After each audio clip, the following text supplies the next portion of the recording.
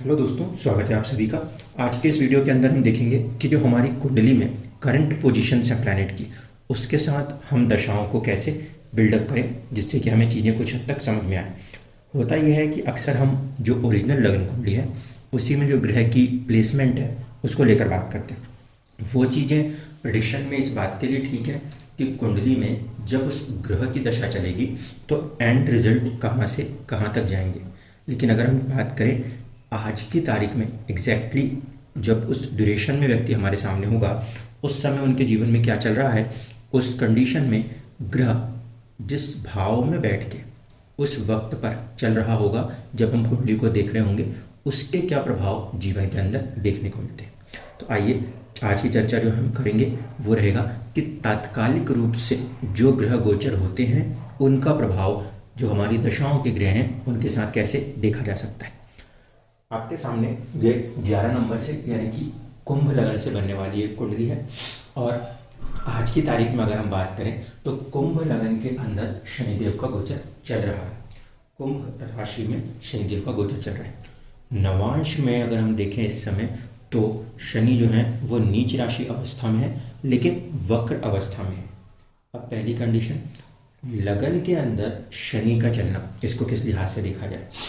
पहली स्थिति, लगन का स्वामी लगन में, तो आप कहेंगे बहुत अच्छी बात है क्योंकि कहीं ना कहीं वो पहले भाव को सपोर्ट करने की कोशिश करेगा।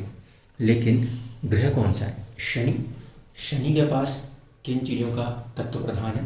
तो वो है दुख का, वो है कठोर मेहनत का। शनि जब लगन के ऊपर गोचर करता है तो वहाँ पर उसे दिशा बल प्राप्त नहीं होता। ऐसे स्थिति में अगर हम बात करें तो शनि का लगन के ऊपर से गोचर करना राशि के स्वामी के रूप में तो अच्छा है, लेकिन जो उसको एक फोर्स फैक्टर चाहिए, सपोर्ट फैक्टर चाहिए, उसके लिहाज से ये स्थिति थोड़ी सी अड़चनों भरी कही जा सकती है। ऐसी स्थिति में हम ये कह सकते हैं कि यहाँ पर जो एक व्यक्ति का सेल्फ स्टीम होगा उसके ऊपर चुनौती देखने को मिलेगी। वहाँ पे उसे थोड़ा सा कहीं ना कहीं अपना बोल्डनेस, अपना करेज दिखाने की स्थितियाँ उत्पन्न हो रही होंगी क्योंकि नवांश में हम जब देख रहे थे तो हमने कहा शनि इस समय वक्र अवस्था में होकर नीच राशि अवस्था में आ रहा है, जो कि इस लगन के लिए बात करें तो कहाँ पर आएगा? तीसरे भाव में आएगा। अब पहली चीज़ ये कि हमने सबसे पहले फर्स्ट हाउस लॉर्ड को फोकस पे लिया, कारण स्वास्थ्य भी होगा और दूसरी बात है इस दशा सिस्टम के अंदर ये सेकंड लेवल पर यानी कि महादशा के बाद अंतरदशा पर आ रहा है। जो भी ग्रह अंतरदशा में चलता है उसका प्रभाव हम ज़्यादा मानते हैं क्योंकि वो कहीं ना कहीं किसी न किसी रूप से हमारे मनोस्थिति को प्रभावित करता हुआ नजर आता है। तो हमने सबसे पहले यहाँ पे अपने दशा के हिसाब से देखा, सेकंड पोजीशन पे जो चल रहा है उसको लिया, उसकी स्थिति को समझने की कोशिश करी। अपनी राशि में बैठना अच्छी बात है, मूल त्रिकोण राशि में बैठना भी अच्छी बात है, लेकिन जब भाव के लिहाज से चीज़ों को देखा जाए तो वहाँ पे दिशा बल का प्रयोग ये बताएगा कि ग्रह की स्थिति कितनी सपोर्टिव या किसी चीज़ को करने के लिए कितनी चुनौतियों का सामना करना पड़ेगा। अगर दिशा बल प्राप्त होता है तो चीज़ें नेचुरली आती हैं, अगर दिशा बल में शून्यता आती है तो उन चीज़ों को हासिल करने के लिए जीवन में थोड़ा सा संघर्ष बढ़ा हुआ होता है।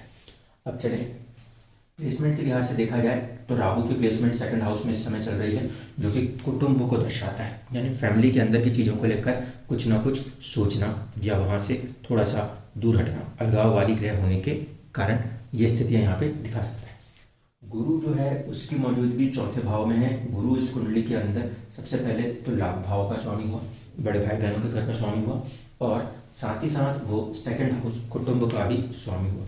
प्लेसमेंट पोजीशन से देखा जाए तो एक तरफ बड़े भाई बहन से देखेंगे तो छठे हो जाएगा और दूसरी तरफ सेकंड हाउस ऑफ वेल्थ और कुटुंब को देखेंगे तो वहाँ से 3 घर आ गए, यानी पराक्रम की स्थितियों को यहाँ पे गुरु दर्शाते हुए नजर आते हैं।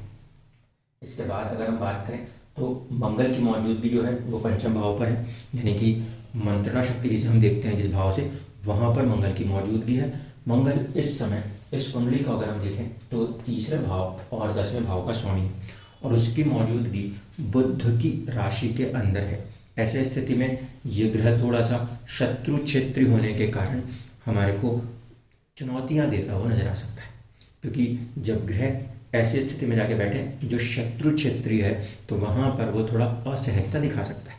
लेकिन ये ग्रह जो है, ये ग्रह मंगल है, मंगल युद्ध का ग्रह माना जाता है, और अगर वो शत्रु क्षेत्रीय होता भी है तो भी वहाँ पे कहीं ना कहीं हमारे को सपोर्ट करने की कोशिश करता है, क्योंकि ये ग्रह उच्च भी शनि की राशि में जाकर होता है। लेकिन बुध की राशि में हम माने तो बुध हमारी बुद्धि है, और मंगल जो है वो हमारे लिए कहीं ना कहीं उग्रता का स्वरूप है। ऐसे में एक उग्र स्वरूप बुद्धि या मंत्रणा के ऊपर महसूस किया जा सकता है। सूर्य और बुध का कॉम्बिनेशन सप्तम की तरफ है, सप्तम साझेदारी के लिए देखा जाता है, तो यहाँ पर कहीं ना कहीं बुद्धि, बुध और आत्मा सूर्य, इन दोनों का प्रभाव कहा जा सकता है। इस समय अवधि के अंदर अगर हम बात करें तो सूर्य जो है उसका नवांश स्थिति वो 9 नंबर धनु राशि से चल रही है, जो कि इनडायरेक्टली इस कुंडली को 11th हाउस से कनेक्ट कर देगा। फिर हम बात करें अष्टम में शुक्र और केतु की मौजूदगी है। अभी इस समय 11 नंबर लगन के लिए एक ये स्थिति उत्पन्न हो रही है कि कहीं ना कहीं भाग्य भाव का स्वामी जो कि शुक्र है और सुख भाव का स्वामी जो कि शुक्र है वो नीच राशि अवस्था में है, और अगले 3 दिन तक परम नीच राशि अवस्था रहता हुआ नजर आता है।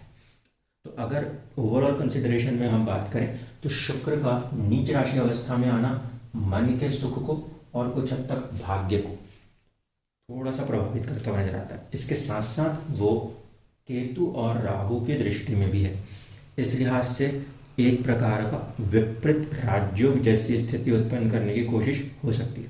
लेकिन अब क्वेश्चन ये उठेगा, विपरीत राजयोग बनेगा या नहीं बनेगा? विपरीत राजयोग बनाने के लिए 6, 8 या 12 के स्वामी इनको देखा जाता है। तो अष्टम भाव तो है, शुक्र नीच तो है, लेकिन शुक्र कुंडली में 6, 8 और 12 इन भावों का स्वामी नहीं है, तो यहाँ पे विपरीत राजयोग की स्थिति उत्पन्न होगी। विपरीत राजयोग मैंने यहाँ पे इसलिए कहा है दोस्तों, क्योंकि जब कोई ग्रह 6, 8, 12 में जाए वो परेशान करेगा, तो क्या उस परेशान करने से कोई फ्रूटफुल रिजल्ट क्रिएट कर देगा क्या? इसको चेक करने के लिए हम विपरीत राजयोग की स्थितियों को देखते हैं। तो यहाँ पर वो ग्रह विपरीत राजयोग की स्थिति को उत्पन्न नहीं कर पाएगा। अब आइए दशाओं के लिहाज से चल के फिर से देखें। महादशा है गुरु की, यानी कि 11th हाउस कंसिडरेशन में है। इसमें आपकी इनकम भी हो सकती है, इसमें आपका फ्रेंड सर्कल भी हो सकता है, इसमें आपके फेम रिलेटेड चीज़ें भी हो सकती हैं, इसमें आपके बड़े भाई बहनों से जुड़ी हुई चीज़ें भी हो सकती हैं। तो महादशा जो है वो प्रभावित कर रही है एक तो आपके 11th हाउस, बड़े भाई बहनों को, साथ ही साथ आपके इनकम, अर्निंग, फ्रेंड सर्कल को। गुरु की महादशा को हम देखें तो वो इस कुंडली में 2nd हाउस से भी कनेक्ट होती है, जो कि कुटुंब का कहा जाता है, यानी अपने परिवारजनों के साथ जुड़ के किसी प्रकार से कोई कर्म होता हुआ नजर आ सकता है। ये तो महादशा ने एक्सिस्ट किया। महादशा का जो स्वामी है वो इस समय केंद्र में बैठा हुआ है, सो बलवान होगा, पॉइंट नंबर 1। नंबर 2 कि जब गुरु जैसा ग्रह जिस भाव में, जिस राशि में बैठता है, वहाँ की चीज़ों पे थोड़ा सा ज़्यादा दबाव आता है, वहाँ की चीज़ों को लेकर वो दूसरी जगहों पे भेजने की कोशिश करता है। तो हम ये कह सकते हैं कि इस गोचर प्रभाव स्थिति में गुरु की महादशा में ये जो ड्यूरेशन रहा, इसके अंदर फैमिली के अंदर की चीज़ें, प्रॉपर्टी वाली चीज़ें, इन चीज़ों को लेकर किसी ना किसी रूप में कोई ना कोई चीज़ प्रभाव दिखाती नजर आएगी। कुंडली में 2nd हाउस का लॉर्ड जो होता है वो न्यूट्रल हो जाता है, तो फिर सेकंड कंडीशन बनती है कि वो दूसरे किस भाव का स्वामी यहाँ पे आएगा, 11th का। अब 11th का स्वामी हो गया तो इस स्थिति में थोड़ी सी चुनौतियां जरूर उत्पन्न करते हुए नजर आएगा। तो महादशा जो है उसमें हम ये कहेंगे कुटुंब और 11वें भाव, लाभ भाव का स्वामी चल रहा है, और आज की तात्कालिक स्थिति में वो आपके पारिवारिक सुख के ऊपर अपना प्रभाव दिखा रहा है। ग्रह किस नेचर का है, क्या वो कारक है या अकारक है? तो हम 11वें के स्वामी को बहुत पॉजिटिव सेंस में नहीं लेते, तो हम यहाँ पे कहेंगे समय अवधि इस लिहाज से जो बनी वो न्यूट्रल हो गई। महादशा कंप्लीट। अब अंतरदशा का स्वामी शनि जो है वो अपनी राशि में है, लेकिन उसकी जो स्थिति है वो नवांश नीच राशि स्थिति है। सेकंड, शनि जब भी दशाओं के अंदर चलेगा तो अपने कारक तत्वों को लेके चलेगा, यानी कि दुख और रोग, इन चीज़ों को भी अपने साथ बिहाइंड द सीन कैरी करके चलता चला जाएगा।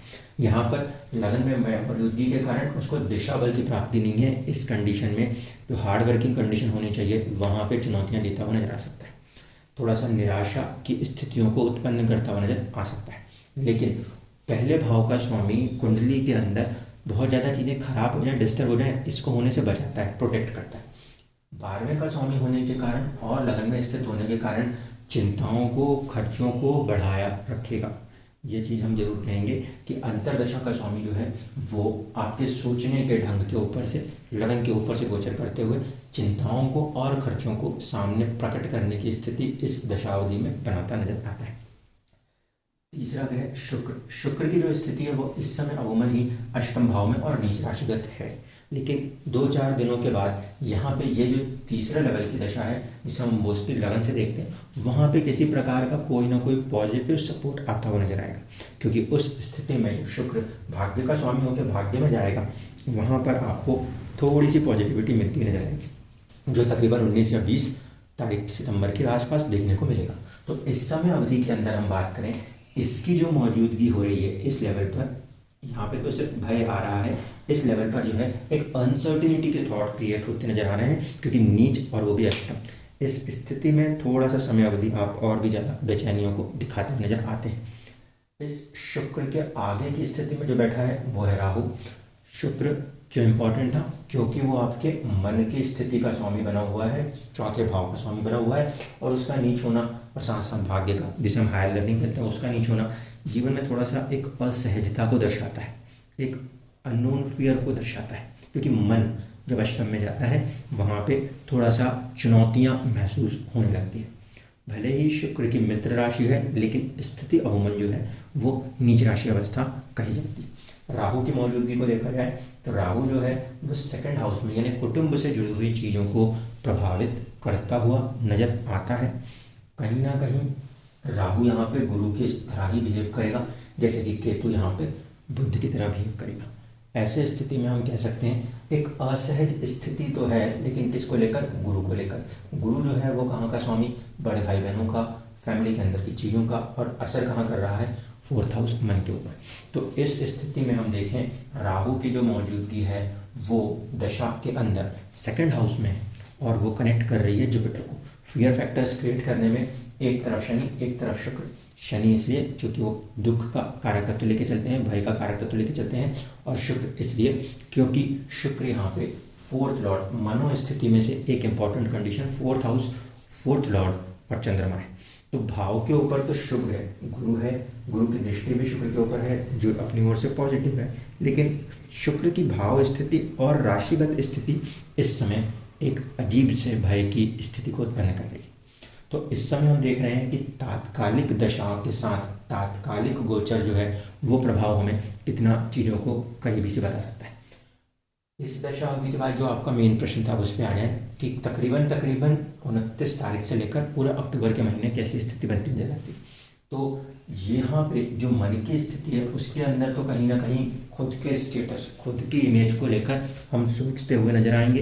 कुछ चीज़ें हमारे साथ हमारे स्वास्थ्य के ऊपर भी असर कर सकती हैं। दूसरी कंडीशन में ये वाली जो दशा रहेगी शुक्र की, यह भी कंटिन्यू रहेगी, लंबे समय तक रहेगी। इस स्थिति में शुक्र जब 19-20 तारीख के बाद आगे बढ़ेंगे तो वहाँ पर आपको पॉजिटिविटी नज़र आएगी। अभी की स्थिति में ये जो तीसरा लेवल है वो आपको प्रॉब्लम दे रहा है, उसके अंदर धीरे धीरे करके पॉजिटिविटी आएगी। शुरुआत के जो 45 डेज़ का ड्यूरेशन होगा, 45 डेज़ का ड्यूरेशन होगा तकरीबन 20 तारीख के बाद से, वहाँ पर हम देखेंगे तो चौथे भाव का स्वामी अपने से राष्ट्रक हो जाएगा, लेकिन साथ ही साथ भाग्य में भी जाएगा। तो जो आपका मेजर प्रश्न था फैमिली के अंदर की कंडीशन क्या दिखती है, थोड़ा बहुत यहाँ पे युद्ध स्थितियाँ बनती हुई नजर आ सकती हैं, क्योंकि स्वामी जो है अपने से छठे हो रहा होगा, लेकिन उसके बावजूद भी मैं कहूँगा कि पहले भाव का स्वामी पहले भाव में और भाग्य भाव का स्वामी भाग्य भाव में ये स्थिति अमूमन अच्छी होगी। इस समय जो चुनौती पैदा हो रही है वो सिर्फ इस बात के लिए हो रही है कि जो ये शनि है इसका प्रभाव नीच राशि अवस्था चलने के कारण जो खुद की एक पर्सनैलिटी की ग्रोथ दिखनी चाहिए, जो एक पॉजिटिविटी दिखनी चाहिए, वो इस समय अवधि में कहीं ना कहीं धूमिल होती हुई, चुनौतियों में घिरती हुई नजर आ रही। पर ये स्थिति आप ही के साथ नहीं, ये आज की तारीख में जितने भी लोग हैं सभी के साथ है। ये अलग बात है कि कुछ कुंडलियों में शनि जो है वो किसी और भाव के स्वामी होकर किसी और रूप में वहाँ पे चुनौतियाँ उत्पन्न करते हुए नजर आ रहे होंगे। शुक्र लगनवत होकर या राशिवत होकर जिस प्रकार से नीच स्थितियों में है, तो वहाँ पर भी बहुत सारे लोगों के जीवन में अलग अलग रूप से चुनौतियों का सामना सभी को देखने को मिल रहा है। डिपेंड ये कर रहा है कि वो ग्रह किस भाव का स्वामी है, उसके लिहाज से चीज़ें जो हैं इफेक्ट में आ रही हैं। तो ये जो पीरियड है आपका, इस पीरियड के अंदर अगर हम बात करें तो थोड़ा सा संघर्ष अभी बना रहेगा, लेकिन चिंताओं के साथ साथ ये व्यक्तित्व को विकसित करने का, चिंताओं के साथ साथ व्यक्तित्व को विकसित करने के लिहाज से समय अवधि आपको कहीं ना कहीं किसी ना किसी रूप में पहले तो चुनौतियां देंगी, चिंताएं देंगी, और बाद में आपकी पर्सनालिटी को एक पॉजिटिव फ्रेमवर्क के साथ ग्रो करने में मददगार साबित होंगी। तो जो आपने 1 मंथ का ड्यूरेशन मांगा है 45 डेज़ के लिहाज से, वहाँ पे आपको ज़रूर सावधान रहना है, और आगे के लिए जो उन्नति की स्थितियों की हम बात कर रहे हैं उसको ग्रह अपने समय काल के साथ, समय काल के साथ का मतलब होता है जब इसके फेवरेबल प्लैनेट्स सपोर्ट में आएंगे तब इन चीज़ों के फेवर में रिजल्ट्स कन्वर्ट होते हुए नजर आएंगे। महादशा का स्वामी अंतरदशा के स्वामी के साथ नैसर्गिक रूप से न्यूट्रल है।